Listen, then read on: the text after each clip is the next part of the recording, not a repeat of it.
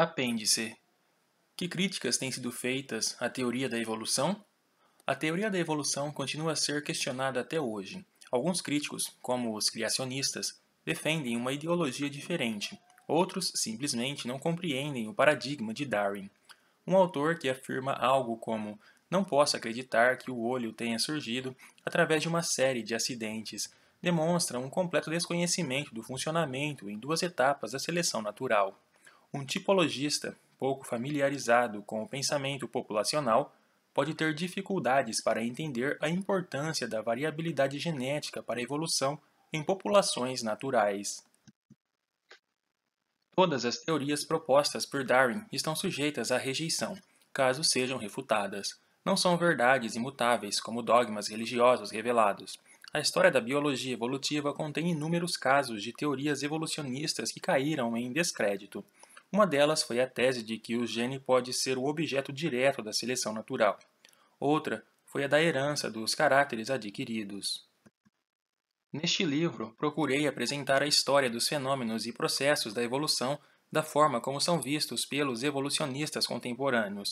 Como nem todos concordam com essa visão, penso que seria interessante discutir brevemente algumas das críticas e as respostas oferecidas pelos evolucionistas. Também discuto alguns fenômenos biológicos que, na opinião de certos autores, estão em conflito com o darwinismo. Criacionistas. As alegações dos criacionistas têm sido refutadas com tanta frequência e de forma tão cabal que não há necessidade de voltar ao assunto.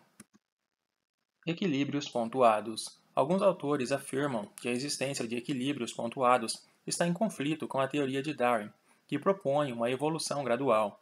Isso não é verdade. Os equilíbrios pontuados, que à primeira vista parecem apoiar o saltacionismo e a descontinuidade, são, na verdade, fenômenos estritamente populacionais e, portanto, graduais. Não existe nenhum conflito entre os equilíbrios pontuados e as conclusões da síntese evolucionista. Evolução neutra. Kimura, 1983, e alguns outros estudiosos dizem que a evolução neutra está em conflito com o darwinismo. Não é verdade, pois a premissa da teoria da evolução neutra é que é o gene e não o indivíduo o objeto da seleção.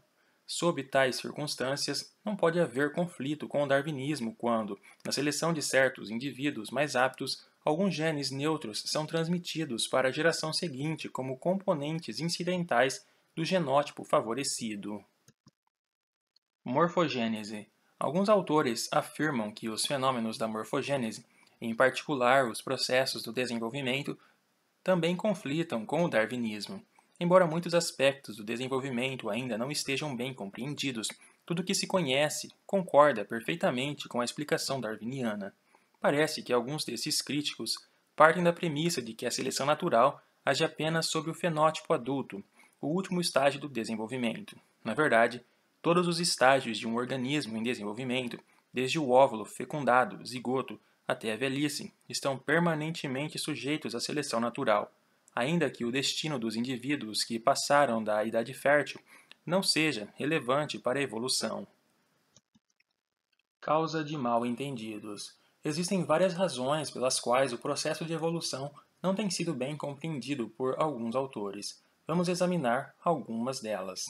Causas múltiplas simultâneas. Alguns críticos da evolução tendem a considerar apenas um tipo de causa de certo fenômeno evolutivo, sejam as causas próximas ou as últimas evolutivas. Isso pode levar a conclusões erradas, pois todo fenômeno evolutivo é resultado da associação de causas imediatas e remotas. A ocorrência de causas múltiplas está ligada ao fato de os processos de seleção envolverem fenômenos aleatórios. Assim, por exemplo, a especiação jamais pode ser considerada apenas uma questão de genes ou cromossomos. Depende também de fatores geográficos da natureza das populações nas quais ocorrem as mudanças genéticas.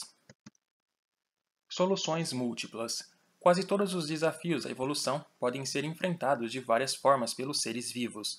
Durante a especiação, por exemplo, os mecanismos de isolamento que precedem o acasalamento aparecem primeiro em alguns grupos de organismos, enquanto os mecanismos de isolamento que agem após o acasalamento são os primeiros a aparecer em outros grupos. Duas raças geográficas podem possuir fenótipos muito diferentes e preservar a compatibilidade genética, ao passo que duas espécies com quase o mesmo fenótipo, espécies irmãs, podem ser incompatíveis em termos genéticos. A poliploidia e a reprodução assexuada são importantes em alguns grupos de organismos e estão totalmente ausentes em outros. A reestruturação dos cromossomos parece ser um componente importante do processo de especiação em alguns grupos de organismos, mas não ocorre em outros. Há grupos que geram outras espécies com facilidade, enquanto, em outros, a especiação é um evento raro. O fluxo genético é abundante em determinadas espécies e muito restrito em outras. Uma linhagem filética pode evoluir com rapidez, enquanto espécies geograficamente isoladas podem permanecer em completa estase durante milhões de anos. Existem, em suma, muitas soluções possíveis para a maioria dos desafios da evolução, embora todas sejam compatíveis com o paradigma darwiniano. A lição a tirar de tal multiplicidade de causas é que, no caso da biologia evolutiva, devemos tomar muito cuidado com as generalizações. Mesmo quando algo costuma acontecer, isso não quer dizer que aconteça sempre. Evolução em mosaico. Neste livro, chamei a atenção várias vezes para o fato de que a rapidez com que a evolução se processa pode variar muito de um caso para o outro. Isso se aplica não só a diferentes linhagens, mas aos componentes de um mesmo genótipo. Como exemplo, discuti a divergência entre o chimpanzé e o homem a partir de um ancestral comum. Neste caso, os genes de algumas proteínas não sofreram nenhuma modificação, enquanto, no caso da linhagem humana, todos os genes que contribuem para o desenvolvimento do sistema nervoso central evoluíram de forma bastante rápida.